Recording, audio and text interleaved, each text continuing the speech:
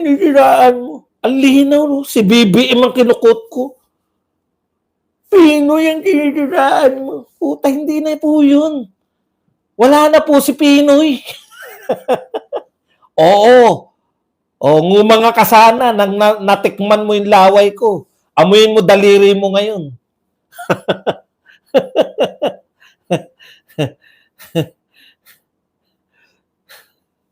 Alam niyo po kay Tatay Digong, nakikita po ang nagagawa. Kay BBM, sabi ni Auntie Claire, kaya nyo sinasabing walang nagagawa si BBM, hindi kayo nanonood ng PTV4. Kinakailangan mo pa manood ng PTV4? Kinakailangan mo pang tuklasin? Correct!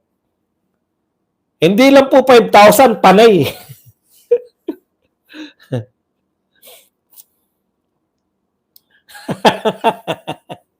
Dami. Sorry, nakikita namin ginagawa niya, ayaw mo lang i-research. Ayun po ang problema pag i-research mo pa yung ginagawa.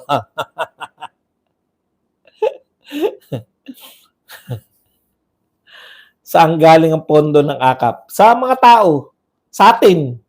Hindi na kasi natutulog. Ito po, maraming salamat kay Eddie Moorcroft. Hindi na kasi natutulog kaya mangarap ng gising at mangbudol ang kayang gawin ni Bangag. Okay, punta na po tayo rito sa mga birada naman po kay BP Sara. Putya na, sobrahan na tayo. Ayos lang po yan. Ito naman po, mga bira po kay BP Sara, isa-isahin natin ha. Iba-iba po, ha? Nagbago sila ng technique, ha? Hindi na lang po ngayon na hindi kasi may epekto na yung confidential fund eh. Nagmumukhang tanga kasi sila sa kako-confidential fund. Kaya po ito po ang banat nila kay BP Sara. Ayon po kay Ortega, taga La Union, what have you contributed to the country?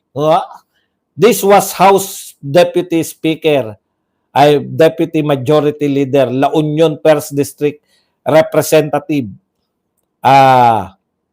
Paulo Duterte Ortega. Okay.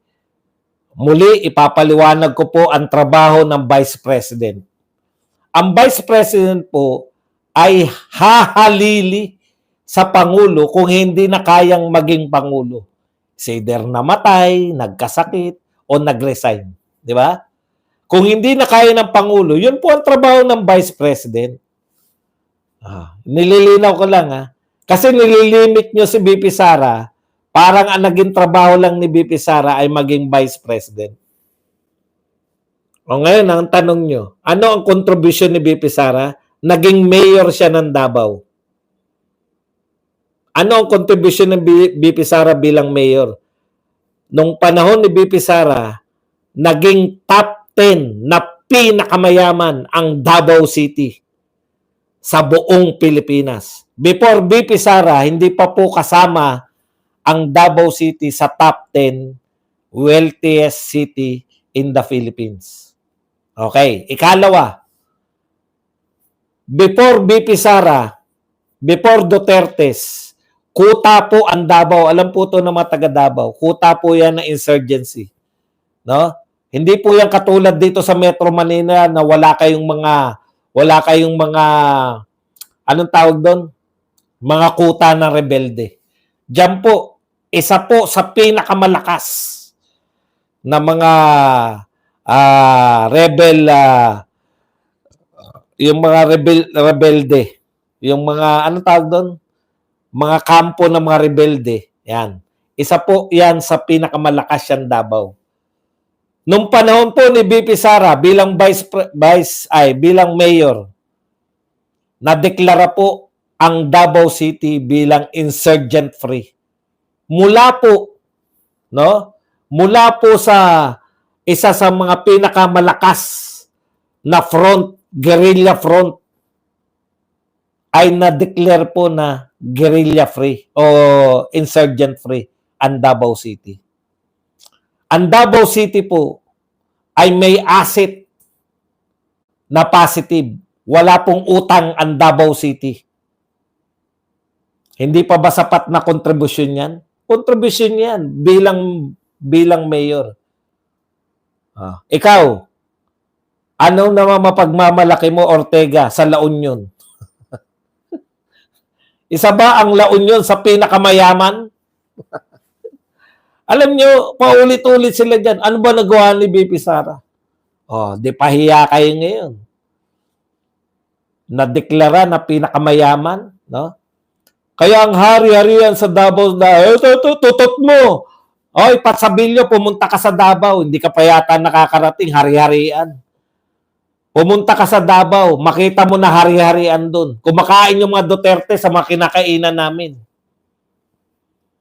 Panay kayo, sino po ang nagsasabi ng totoo? Ako, nakarating na ako ng Davao eh. Hari-harian daw mga Duterte. Yung kinakainan ko mga karinderya, may mga picture doon, kumakain yung mga Duterte. Ganyan ba hari-harian? Kaya mapauso nyo. Hindi nyo kilala kung gaano kamahal si mga Duterte sa Davao. Patsabilyo.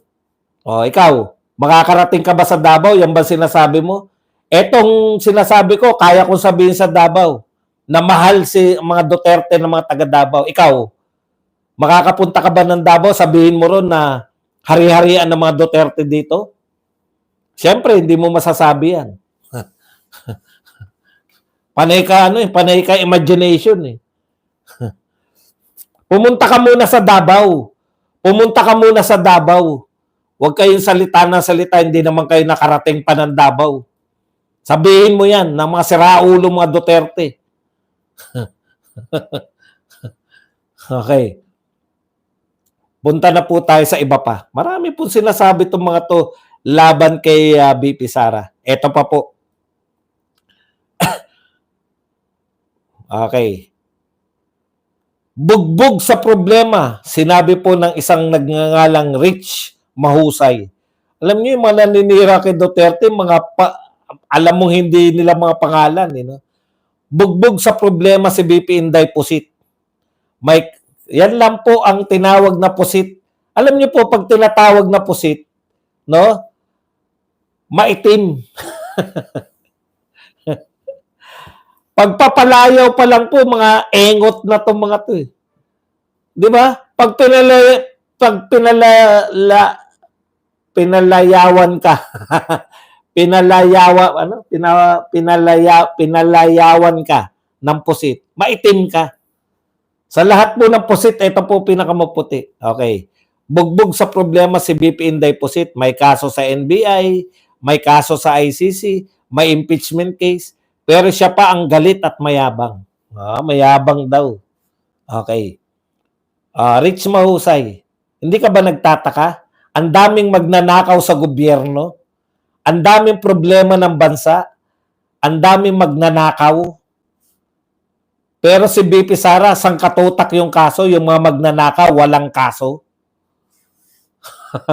Only in the Philippines. Di ba? Tuwan-tuwa ka pa. Yung mga, sabihin mong walang magnanakaw. Wala ba magnanakaw sa gobyerno?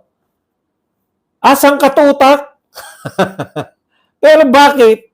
Sangkatutak ang kaso ni BP Sara, yung mga magnanakaw ni isa wala.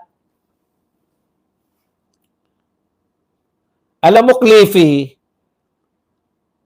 pag mahina utak, ganito payo ko sa Cliffy, mukhang hindi mo po ito narinig. Pag mahina utak mo, no, nag-uusap yung mga matatalino, huwag ka nang sasabat. Na pagkakamalan, nalalantad mo lang sarili mo. Di ba? Yan yung tendency ng mga mahina utak eh. Kinakailangan ko ring magsalita. Kinakailangan ko ring may sabihin ako. Tahimik ka lang. Tatahimik ka lang. Dalawa lang po ang payo ko sa mahina utak. Pag nagdidiskusyon ng mga matatalino, tahimik lang kayo at huwag kayong sisinga. Baka yung kaperesito yung utak, maisingan nyo pa. Thank you very much kay Ezra na nagbigay ng 5 bulaklak. Kinakantsawan nyo pa na si BP Sara ang daming kaso. Ang tanong ko, may kaso ba yung mga magnanakaw sa gobyerno? Di ba? abnormalidad. Di ba, Cliff Lee? Kasasabi ko lang, Cliff Lee, pag nag-uusap ang mga matatalino, tahimik muna yung mga bugok. Kasi nahalata yung mentalidad nyo eh. Ipapasok mo ba dito yung lahat kami rito alam kung bakit Mary Grace Piatos? Kung ikaw hindi nakakaalam, alam mo na kung bakit. May nakita ka ba nagtatanong na Mary Grace Piatos dito? Mataas ang antas ng usapan dito, Cliffy. Naintindihan mo na? Kaya hindi namin pinapansin yung mga ganyan. Pinapayuhan na kita. Pinapayuhan na kita. Tahimik ka lang kasi nahalata ang iyong kapurulan. Hindi ka nakikinig. Ano magagawa natin?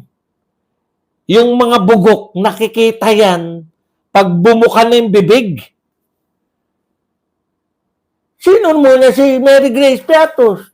Hindi mo masagot na. Paano ko sasagutin? Pambanban yan tanong mo. Hindi na pinapatulan yung ganyan. Alam mo ba yung Cliffy? Sino ba yan? Kita mo, hindi mo pala ako kilala. Hindi mo pala ako kilala, ayaw mo pala sa akin. Bakit ka pa nagko-comment? Ulitin ko lang pasensya na po kayo kung nakukulitan kayo. Nung panahon namin, matanda na kami, ang lipat ng TV, 5 lang ang estasyon. Lilipat ka pa. Di ba? Ayaw mo na nga sa akin, nagko-comment ka pa. Utang ka. Clippy. Ganyan ka kapurol.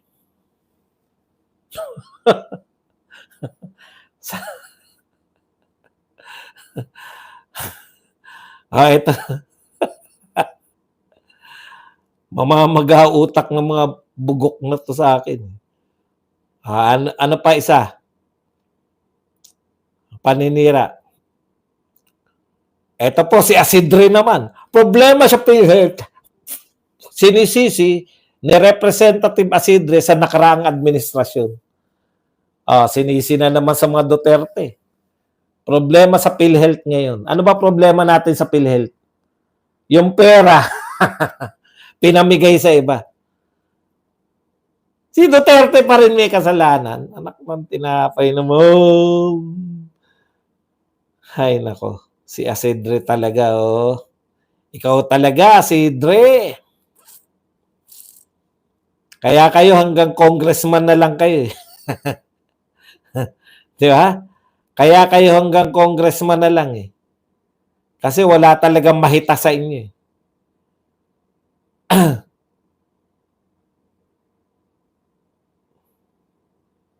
Okay, yan lang po ang ating topic. Pwede na po kayong magtanong, pwede na po kayong bigay na reaksyon at higit sa lahat, pwede po kayong magpakape. Yan. Pakape para may magalit, may mainggit. Ang mainggit po sa pakape, inggit pikit. Yung mga galit na galit po sa nagpapakape, inggit pikit lang po tayo. Paterno magsaysay. Hi po sir, hello naman sa iyo, Pat Tribal, Paul Tribal. Yan. Buhay driver ba to? Ardito Paniagua. Ardito, thank you very much sa 49 pesos na pangkape. Yan. Okay. Tanong ang portion na regarding po sa BAT. May pagkakataon na po bang inalis yung mga extra BAT na pinatupad? Sobrang abala kasi itong mga ginawa sa atin ni Ralph, the Batman Recto. May inalis na po bang BAT? Wala pa po. Alam ko po, buhat po ng pinatupad yung BAT, hindi pa po tayo natanggalan ng BAT. Sa pagkakalam ko maaaring mali po ako, pero yun po ang pagkakalam ko. Tatay Badong, tanong, kung bobo ka pala at nanonood sa iyo si Pat Sabilio, di mas bobo siya. Opo. Ganun po ang pamatayan ko. Piatos, hanapin niya kay BBM. Totoo ba yung balita na mag-quit na daw si isang abogado ni Duterte kasi malakas daw yung kaso? Hindi ko po maintindihan. Marami pong Duterte ang may kaso. Tukuyin niyo po kung sinong Duterte. At sino po magkukwit. Good morning, Sir Badong. Asidre, peng kisap crispy pata. Tama, super bobo. Opo, tama po yun. Kung nabububuhan sa akin at nanonood, nagko-comment pa, ay puta, mas bobo yun. Boss Bats, bakit di kasuhan yung umamin na nagbubugaw ng babae kay Pulong? Hindi ko po maintindihan kung saan nyo po na-conclude dyan. Kung conclusion na kayo na bugaw yun, no? May conclusion na kayo agad wala naman po. Yung PNP po nagsabi na hindi raw po sa kanila galing yung police blatter o police report na yun. Mahilig kayo magpapaniwala Mariano Salazar. Ito po si BP Sara nananapak. Mataas pa rin sa survey. Yun lang po masabi ko. Nanapak ba? Wala kang ginawa Ang tingin ko nga, nagpipigil Boss Baz, tanong ko lang, ma-impeach ba ang ombudsman? Paano ma-impeach kung wala namang nagsasampa ng impeachment? Pero kung tanong mo, impeachable ba? Opo, impeachable po. Okay. Tatay Badong, susunod na lalabas dyan, hindi tunay na anak ni Tatay Dig si Kitty. Huwag kayo maniwala, marami ang naninira sa mga Duterte kasi mahal siya ng mga tao. Magkakabats tayo sa edad. Tiway sa pakape, gusto nyo masapak. Wala naman po sinapak, wala po sinaktan, no? Si BP Sara po, nanapaknat lahat. Mahal po namin ang mga Duterte. Yung ba naman, kinakausap lang Tinatakot lang. Siguro may ginawa yung kamote na Ay, ayaw ko sa alkansya na nakawin pera ko at tambayan. Ay, di ko mahal si Digong. Hindi mo mahal. Hindi solid Duterte 210 lang papasok. Hindi ko naintindihan. Tanggol pa more, yung kutsilyo at headbutt, wala lang. Nakita mo ba pinansaksak?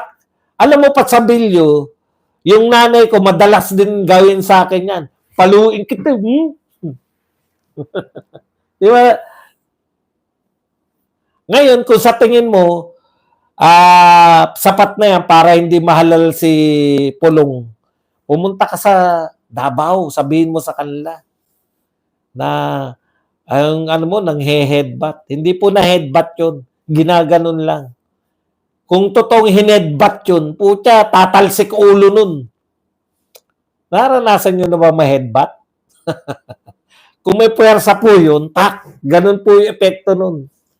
Sobrang kalokohan pag natalo PDP, bantayan natin mga balota. Kau sir, anong stand nyo? Hindi ko maintindihan yung tanong mo, Haina. Anong stand ko saan? Ako po ay pro Duterte. Ako po ay friends to all, enemies to none. Ano po yung ibig nyo sabihin na stand ko saan? Dapat magsabi ka, ikaw sir, ano po stand mo sa ganitong issue? Para masagot kita ng maayos. Ako ay galit sa Ginebra. Fans ako ng Alaska. Anong stand pa? Ako ay maka GSW. Parang Chucky attack lang naman. Duterte for life. Solid Duterte from Davao. Ibig sabihin na tama ginawa ni Pulong. Hindi nyo po alam kung ano po ginawa ni Pulong, ano po yung ginawa ng tao sa kanya. No? Alam niyo po ba, mula po doon sa napanood nyo, ang galing nyo naman mag-imagine. Ako po, ang nakita ko po doon, no? Malamang may ginawa yung tao na yun. Di ba? Malamang may ginawa yung tao na yun. Kung ano man yung ginawa ng tao na yun, mabutit hindi pa siya sinasaktan. Yung maling ginawa, sabihin pinupolitika, gonggong. Opo, pinupolitika po yun. Di kasi si Baste, di ba? Hindi po. Himod puwet ka? Hindi po. Yun lang kaya nyo ba sabihin? Marami ko sinabi, pabulaanan nyo.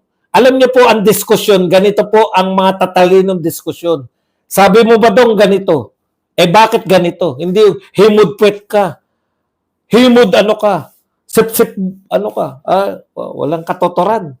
Yan po, mga sinasabi lang po yan na mga grade 7, hindi, mga mas bababa pa. Hanggang grade 4 lang po yan. Oh, sip-sip ka naman masyado kay ma'am eh.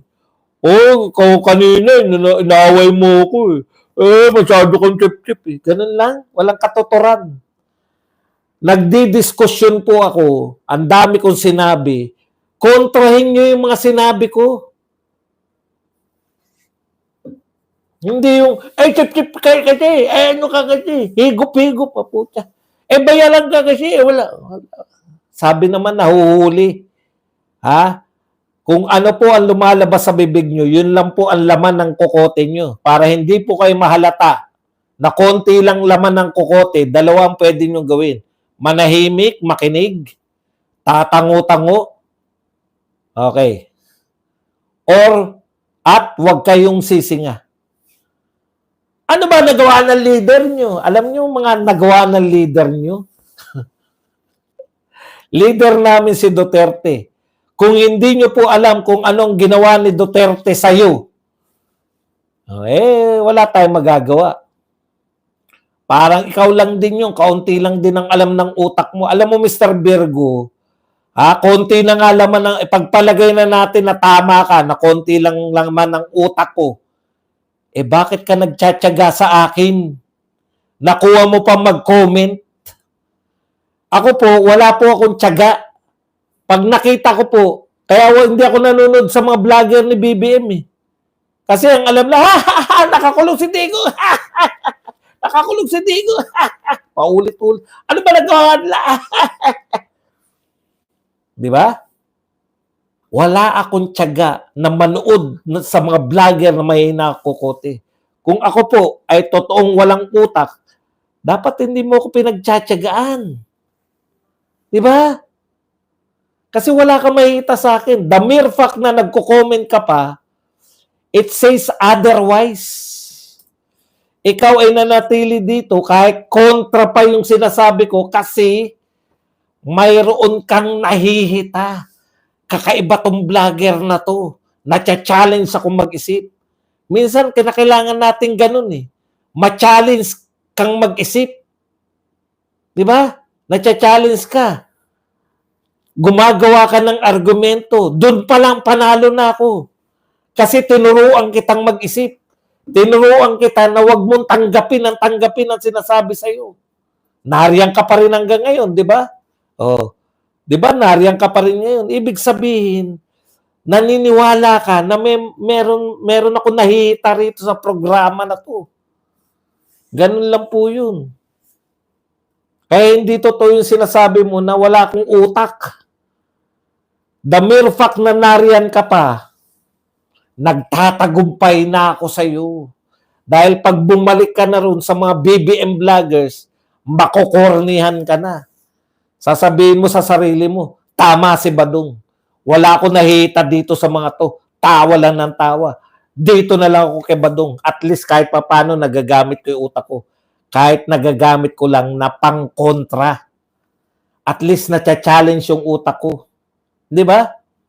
Alam niyo po, ang mga gamit na hindi nagagamit, trumurupok, nasisira.